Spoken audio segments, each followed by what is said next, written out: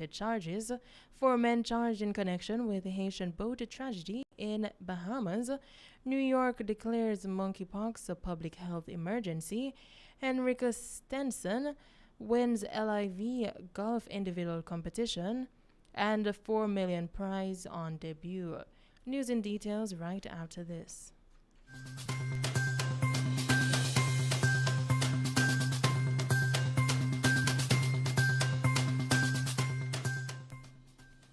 Finley Douglas, councillor of the Waterford Division, stated that he has not painted over any mural, as was alleged by Robert Miller, Member of Parliament, MP of the Waterford Division. The statement was made during a press conference called by Douglas and Mayor Leona Thomas at the municipality today. Kadine Crooks has the details. The councillor stated that Miller had insinuated that he had painted over a mural within the community and he condemned any action of that nature. Made a statement that murals that were painted in the community of Waterford were destroyed or were painted over, and it was insinuated that the councillor, who is myself, or the leadership of the division, who is myself, I have responsibility for same. I want to use this opportunity to state that at no point in time I am aware of anything at all like that in the community. I am not aware that any supporter of mine or any citizen of the Waterford community has defaced any mural, and I must state also as councillor that I personally condemn any type of action such as that. He argued that there is a demarcation between the role and function of a councillor and that of an MP. There is a clear demarcation between the role and function of a councillor and the role and function of a member of parliament. It is my responsibility to deal with local governance within the municipality and within the local government area, while the member of parliament, his responsibility falls within central government. He expressed that he is open to greater dialogue as he is not into playing politics and he is not into slandering anyone. Just wanted to be clear again, I'm asking for greater dialogue. I am not here to play politics. I am not here to play to the gallery. I am not here to slander anybody or to do the character assassination as what I'm seeing coming from their camp. And I use this medium again to ask the people who are watching this and reading this to look at my postings on social media. I have never stopped to look at the work the Member of Parliament is doing. Councillor Douglas Finley. From the Suncity News Centre, I'm Kadine Crooks. Opposition leader Mark Golden has called for Jamaicans to remember the contributions of their ancestors to the freedoms they now enjoy. Mr. Golden, in his Emancipation Day message, said Jamaica's history must also fully recognize the central contribution and value of the resistance to slavery. He used the occasion of Emancipation Day to call for an update on the government's initiative to seek billions of dollars in reparations from Britain. Culture Minister Olivia Grange outlined the plans for the reparations petition in July last year. Mr. Golden noted that in addition to the outstanding claim for reparations, access to land remains an unsolved issue in Jamaica. He is therefore urging the government to regularize land ownership for thousands of citizens. More than $2 million worth of gadgets allegedly stolen from patrons of the Dream Weekend party series in Westmoreland were recovered on July 31. The event started on Friday and will end today, Monday.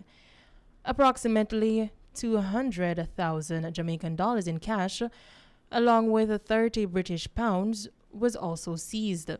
3 men are in custody while the hunt is on for 2 others. Personnel from the Negril Resorts Area Police conducted the operation. Among the items were 16 iPhones, 2 Samsung Galaxy phones, 2 laptops, and 36 R SIMs which are used to unlock phones. Tourism Liaison Officer Sergeant Gladstone Seeley said more items are to be processed. Seeley stated that this is the first time he has seen a haul of that size for a few days at the events. As previous years, there would be 1 or 2 phones being stolen and perhaps a break-in of a car. He further commended the officers for doing a remarkable job. Meanwhile, a 16-year-old girl and a 57-year-old truck driver are in custody following the seizure of 1,500 pounds of ganja valued at nearly $300 million. They were held during a police operation in Stony Hill, St. Andrew on Friday.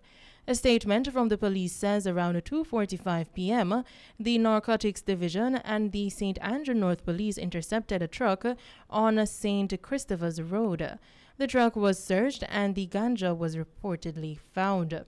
The driver has been identified as Melton Blackwood of Walton Park Road in St. Andrew.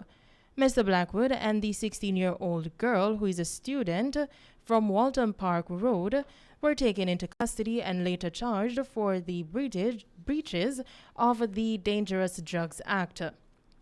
The girl was placed in state care. They are both scheduled to appear in the St. Andrew Parish Court on August 8. A couple was allegedly shot dead while sleeping as gunmen went on a rampage in the western parish of Hanover early Monday.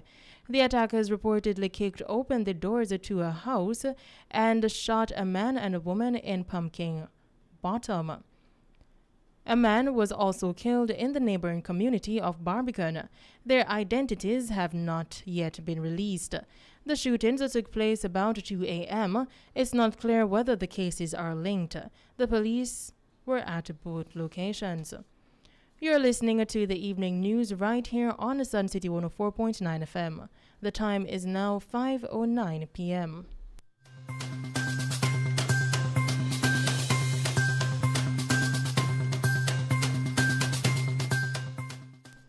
Continuing the stories with news in the region. 4 men who have been charged in connection with last week's human smuggling boat tragedy, in which 17 Haitians lost their lives, were denied bail when they appeared in court on Friday.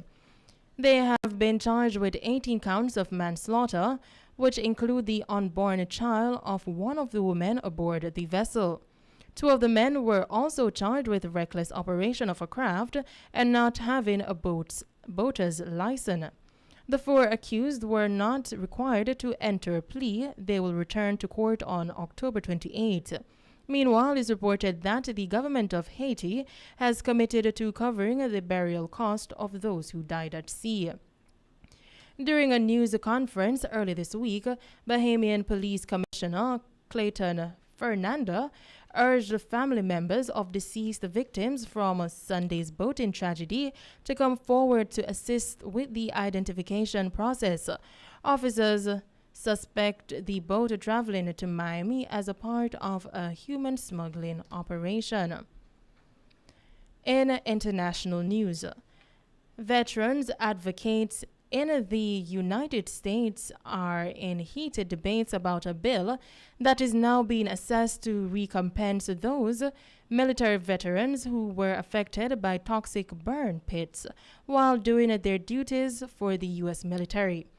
Maya Chung tells us more. Comedian Jon Stewart and veterans advocates on Monday called on senators to stay overnight when they returned to Capitol Hill to pass a stalled bill aimed at expanding health care access for military veterans who became ill after being exposed to toxic burn pits. Stewart said they're allowed to stay open past 5. He made his remarks on the U.S. Capitol steps Monday morning, joining burn pit protesters who have remained there over the weekend as the bill remains in limbo. Stewart said his suggestion to this Senate would be when they come back, if all the members aren't there, keep the lights on. Stewart suggested that the officials keep the doors open and don't leave there tonight until they do the right thing by these folks. Matt Zeller, a major in U.S. Army Reserves and senior advisor for Iraq and Afghanistan Veterans of America, also told CNN's Kate Bolduan that Republicans should move to support the pact act now, with no time to waste. She said, "We're going to stay here until this gets done because we're doing this for the people who have died. We're doing this for the people who are dying." A new vote is expected to occur early this week, but not Monday night, according to a senior Democratic aide familiar with the matter. Senate Majority Leader Chuck Schumer plans to bring the procedural vote, which requires 60 senators to advance, back up to consider early this week and offer two amendments sought by Republicans Senate Pat Toomey of Pennsylvania for a vote at 60 vote threshold. If Republicans accept that offer, it could pass early this week, though any one senator can object and slow the process down. Stewart has knocked the GOP for holding up the bill's progress and for misinterpreting the proposal. He traded online barbs with Republican senators' newfound opposition to the bill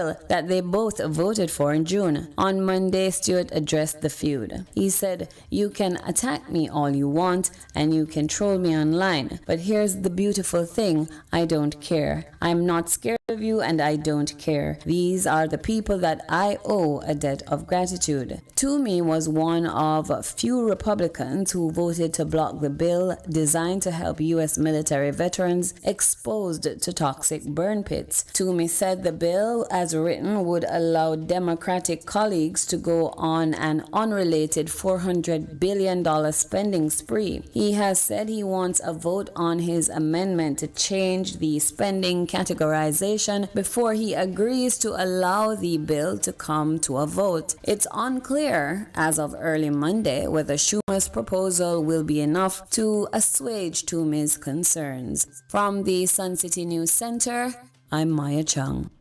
In other international news, officials in New York City declared a public health emergency due to the spread of the monkeypox virus Saturday, calling the city the epicenter of the outbreak. Kadan Crooks tells us more. The announcement Saturday by Mayor Eric Adams and Health Commissioner Ashwin Vasan said many as 150,000 city residents could be at risk of infection. The declaration will allow officials to issue emergency orders under the City Health Code and amend code provisions to implement measures to help slow the spread. In the last 2 days, New York Governor Kathy Hochul declared a state disaster emergency declaration, and the state health department called monkeypox an imminent threat to public health. New York had recorded 1,345 cases as of Friday, according to data compiled by the Center for Disease Control and Prevention. California had the second most, with 799.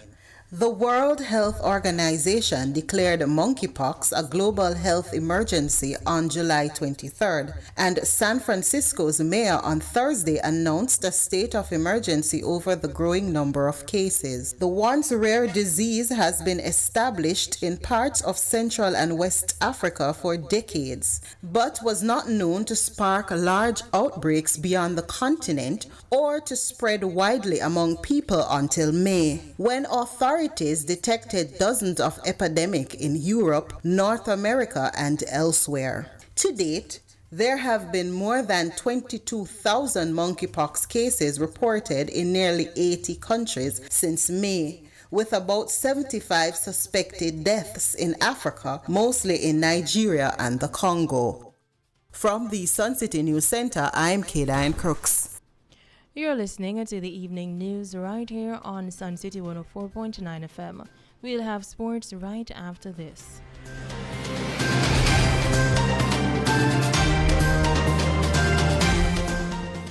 News and sports. Controversial golfer Henrik Stenson has won his first LIV golf tournament.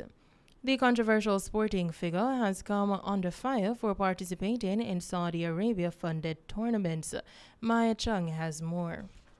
Henrik Stenson won his first LIV Golf tournament in Bedminster, New Jersey on Sunday, nearly 2 weeks after he was stripped of his Ryder Cup captaincy for joining the Breakaway Series. The 46-year-old Swede shot under 11 par at the Trump National Golf Club, Bedminster, which was hosting the third golf event since it launched in June, finishing ahead of Americans Matthew Wolff and Dustin Johnson. With the victory, Stenson earned $4 million for the three-round 54-hole event. It came after Ryder Cup Europe removed him from his captaincy role ahead of next year's competition, but joining the controversial Saudi-backed LIV Golf Series. Stenson shot a under 269 in the final round on Sunday to finish 2 shots ahead of Wolff and Johnson, having taken an early lead alongside Patrick Reed in the first by shooting 64. He accepted the trophy alongside former U.S. President Donald Trump, who was present throughout the 3-day competition. From the Suncity News Center, I'm Maya Chung. Before we end this newscast, here's a look at some of the stories. Stop playing politics, says Finley. Police recover $2 million worth of phones in Dream Weekend heist. Truck driver and a teenage girl arrested on ganja-related charges. Four men charged in connection with the Haitian boat tragedy in Bahamas.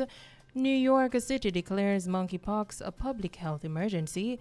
Henrik Stenson wins LIV Golf individual competition and $4 million prize on debut.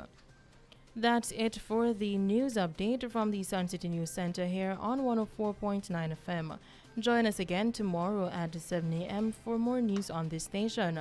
Please remember to follow us on all our socials. For Instagram and Twitter, look for us at Suncity104_9 FM and Facebook at Suncity Radio104.9 FM. Stay tuned for the Heatwave Show right here on Suncity Radio.